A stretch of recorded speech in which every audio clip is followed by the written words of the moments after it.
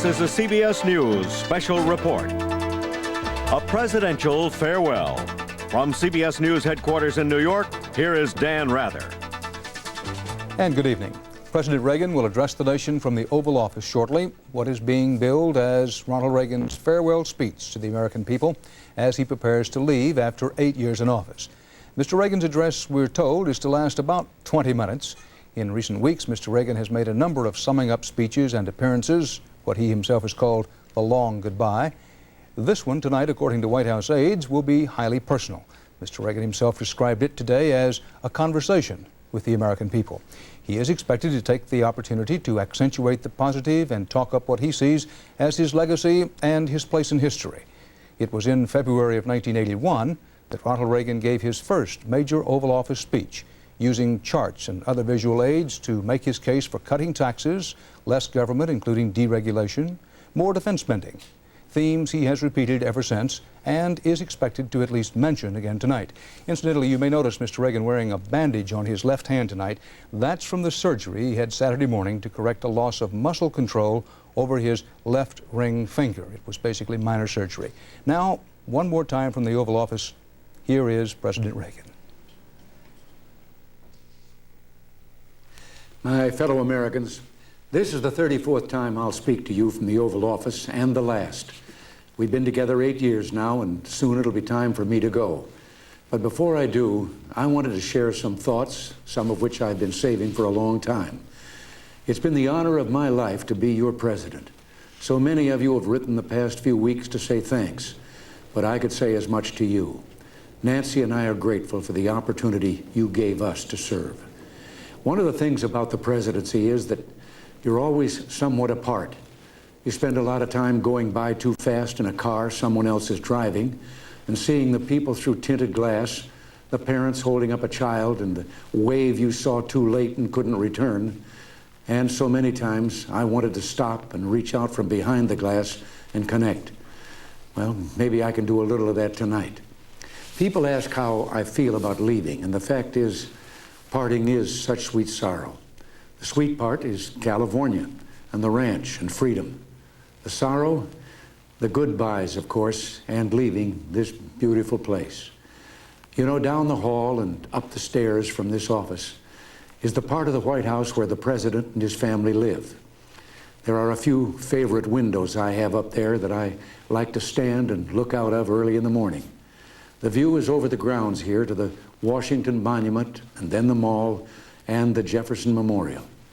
But on mornings when the humidity is low, you can see past the Jefferson to the river, the Potomac, and the Virginia shore. Someone said that's the view Lincoln had when he saw the smoke rising from the Battle of Bull Run. Well, I see more prosaic things. The grass on the banks, the morning traffic as people make their way to work, now and then a sailboat on the river. I've been thinking a bit at that window. I've been reflecting on what the past 8 years have meant and mean. And the image that comes to mind like a refrain is a nautical one. A small story about a big ship and a refugee and a sailor. It was back in the early 80s, at the height of the boat people, and the sailor was hard at work on the carrier Midway, which was patrolling the South China Sea. The sailor, like most American servicemen, was young, smart, and fiercely observant. The crew spied on the horizon a leaky little boat, and crammed inside were refugees from Indochina hoping to get to America.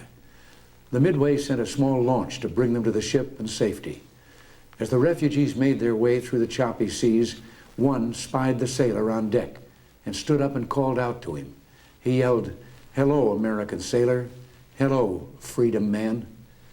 A small moment with a big meaning. A moment the sailor who wrote it in a letter couldn't get out of his mind. And when I saw it, neither could I. Because that's what it was to be an American in the 1980s. We stood again for freedom. I know we always have, but in the past few years, the world, again, and in a way we ourselves, rediscovered it. It's been quite a journey this decade, and we held together through some stormy seas.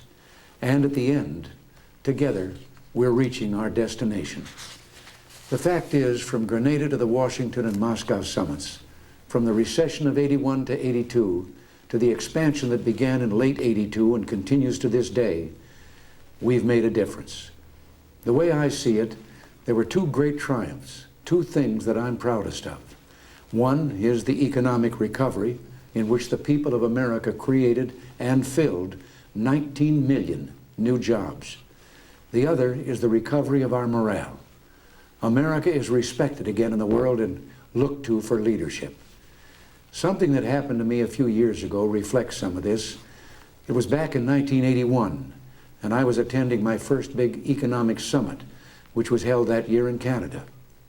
The meeting place rotates among the member countries. The opening meeting was a formal dinner for the heads of government of the 7 industrialized nations. Well, I sat there like the new kid in school and listened. And it was all Francois this and Helmut that. They dropped titles and spoke to one another on a first-name basis. Well, at one point, I sort of leaned in and said, "My name's Ron." But in that same year, we began the actions we felt would ignite an economic comeback.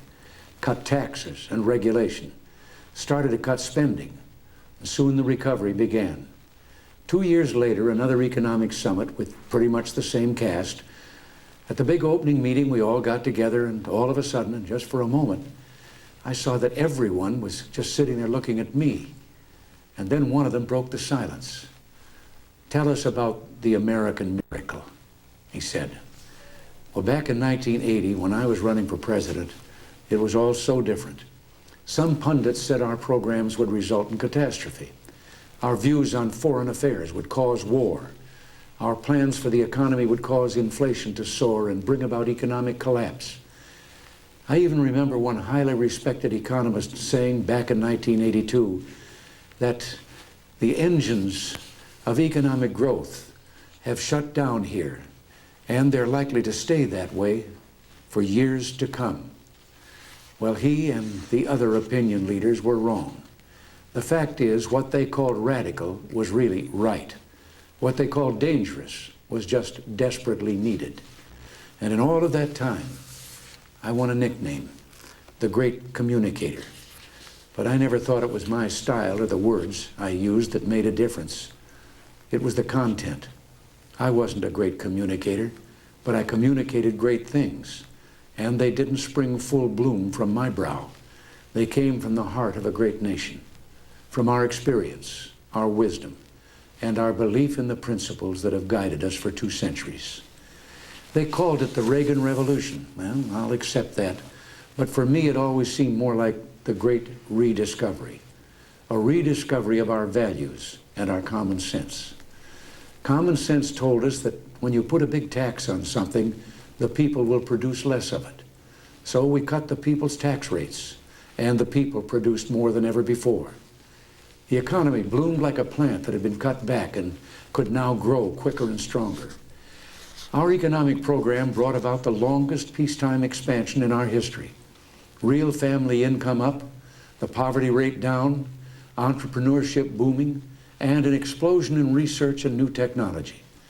We're exporting more now than ever because American industry became more competitive. And at the same time, we summoned the national will to knock down protectionist walls abroad instead of erecting them at home. Common sense also told us that to preserve the peace, we'd have to become strong again after years of weakness and confusion. So we rebuilt our defenses.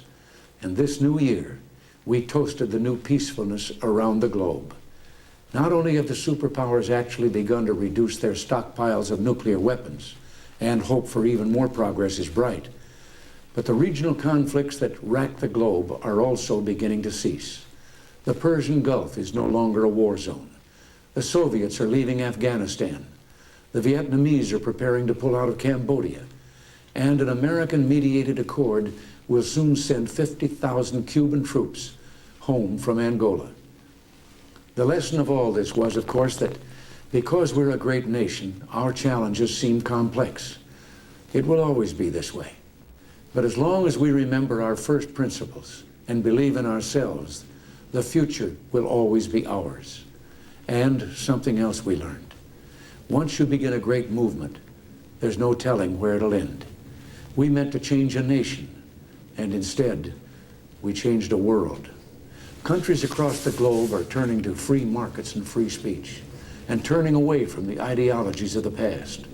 For them, the great rediscovery of the 1980s has been that, lo and behold, the moral way of government is the practical way of government. Democracy, the profoundly good, is also the profoundly productive.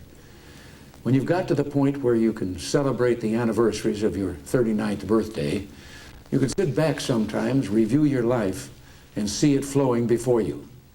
For me, there was a fork in the river, and it was right in the middle of my life. I never meant to go into politics. It wasn't my intention when I was young. But I was raised to believe you had to pay your way for the blessings bestowed on you. I was happy with my career in the entertainment world, but I ultimately went into politics because I wanted to protect something precious. Ours was the first revolution in the history of mankind that truly reversed the course of government, and with three little words: we the people. We the people tell the government what to do. It doesn't tell us. We the people are the driver. The government is the car, and we decide where it should go and by what route and how fast. Almost all the world's constitutions are documents in which governments tell the people what their privileges are. Our Constitution is a document in which we, the people, tell the government what it is allowed to do. We, the people, are free. This belief has been the underlying basis for everything I've tried to do these past 8 years. But back in the 1960s, when I began, it seemed to me that we'd begun reversing the order of things. That through more and more rules and regulations and confiscatory taxes, the government was taking more of our money, more of our options, and more of our freedom. I went into politics in part to put up my hand and say, stop. I was a citizen politician, and it seemed the right thing for a citizen to do. I think we have stopped a lot of what needed stopping, and I hope we have once again reminded people that man is not free unless government is limited. There's a clear cause and effect here that is as neat and predictable as a law of physics. As government expands, liberty contracts. Nothing is less free than pure communism, and yet we have, the past few years, forged a satisfying new closeness with the Soviet Union. I've been asked if this isn't a gamble, and my answer is no, because we're basing our actions not on words, but deeds. The détente of the 1970s was based not on actions, but promises.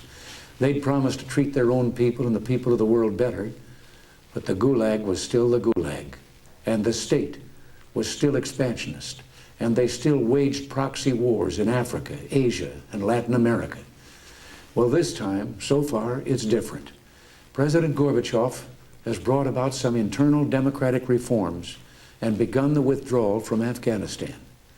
He has also freed prisoners whose names I've given him every time we've met. But life has a way of reminding you of big things through small incidents. Once during the heady days of the Moscow summit, Nancy and I decided to break off from the entourage one afternoon to visit the shops on Arbat Street. That's a little street just off Moscow's main shopping area.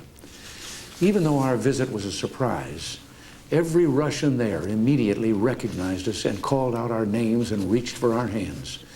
We were just about swept away by the warmth. You could almost feel the possibilities in all that joy. But within seconds, a KGB detail pushed their way toward us and began pushing and shoving the people in the crowd. It was an interesting moment. It reminded me that while the man on the street in the Soviet Union yearns for peace, the government is communist, and those who run it are communists. And that means we and they view such issues as freedom and human rights very differently. We must keep up our guard, but we must also continue to work together to lessen and eliminate tension and mistrust. My view is that President Gorbachev is different from previous Soviet leaders. I think he knows some of the things wrong with his society and is trying to fix them. We wish him well. And we'll continue to work to make sure that the Soviet Union that eventually emerges from this process is a less threatening one. What it all boils down to is this. I want the new closeness to continue, and it will, as long as we make it clear that we will continue to act in a certain way as long as they continue to act in a helpful manner. If and when they don't, at first pull your punches. If they persist, pull the plug. It's still trust, but verify. It's still play, but cut the cards. It's still watch closely, and don't be afraid to see what you see. I've been asked if I have any regrets. Well, I do. The deficit is one. I've been talking a great deal about that lately, but tonight isn't for arguments, and I'm going to hold my tongue. But in observation, I've had my share of victories in the Congress, but what few people noticed is that I never won anything you didn't win for me. They never saw my troops. They never saw Reagan's regiments, the American people. You won every battle with every call you made and letter you wrote demanding action. Well, action is still needed. If we're to finish the job, Reagan's regiments will have to become the Bush brigades. Soon he'll be the chief, and he'll need you every bit as much as I did. Finally, there is a great tradition of warnings in presidential farewells, and I've got one that's been on my mind for some time. But oddly enough, it starts with one of the things I'm proudest of in the past 8 years, the resurgence of national pride that I called the new patriotism. This national feeling is good, but it won't count for much, and it won't last unless it's grounded in thoughtfulness and knowledge. An informed patriotism is what we want. And are we doing a good enough job teaching our children what America is and what she represents in the long history of the world? Those of us who are over 35 or so years of age grew up in a different America. We were taught very directly what it means to be an American. And we absorbed almost in the air a love of country and an appreciation of its institutions. If you didn't get these things from your family, you got them from the neighborhood, from the father down the street who fought in Korea, or the family who lost someone at Anzio. Or you could get a sense of patriotism from school. And if all else failed, you could get a sense of patriotism from the popular culture. The movies celebrated democratic values and implicitly reinforced the idea that America was special. TV was like that too, through the mid-60s. But now we're about to enter the 90s, and some things have changed. Younger parents aren't sure that an unambivalent appreciation of America is the right thing to teach modern children. And as for those who create the popular culture, well-grounded patriotism is no longer the style. Our spirit is back, but we haven't reinstitutionalized it. We've got to do a better job of getting across that America is freedom. Freedom of speech, freedom of religion, freedom of enterprise, and freedom is special and rare. It's fragile. It needs production. So we've got to teach history based not on what's in fashion, but what's important. Why the Pilgrims came here, who Jimmy Doolittle was, and what those 30 seconds over Tokyo meant. You know, 4 years ago, on the 40th anniversary of D-Day, I read a letter from a young woman writing to her late father, who had fought on Omaha Beach. Her name was Lisa Zanata Hen, and she said, "We will always remember. We will never forget what the boys of Normandy did." Well, let's help her keep her word. If we forget what we did, we won't know who we are. I'm warning of an eradication of the American memory that could result ultimately in an erosion of the American spirit. Let's start with some basics. More attention to American history and a greater emphasis on civic ritual. And let me offer lesson number 1 about America. All great change in America begins at the dinner table. So tomorrow night in the kitchen, I hope the talking begins. And children, if your parents haven't been teaching you what it means to be an American, let them know and nail them on it. That would be a very American thing to do. And that's about all I have to say tonight, except for one thing. The past few days, when I've been at that window upstairs, I've thought a bit of the shining city upon a hill. The phrase comes from John Winthrop, who wrote it to describe the America he imagined. What he imagined was important because he was an early pilgrim, an early freedom man. He journeyed here on what today we'd call a little wooden boat. And like the other pilgrims, he was looking for a home that would be free. I've spoken of the shining city all my political life, but I don't know if I ever quite communicated what I saw when I said it. But in my mind, it was a tall, proud city built on rocks stronger than oceans, windswept, God-blessed, and teeming with people of all kinds living in harmony and peace. A city with ports that hummed with commerce and creativity. And if there had to be city walls, the walls had doors, and the doors were open to anyone with the will and the heart to get here. That's how I saw it and see it still. And how stands the city on this winter night? More prosperous, more secure, and happier than it was 8 years ago.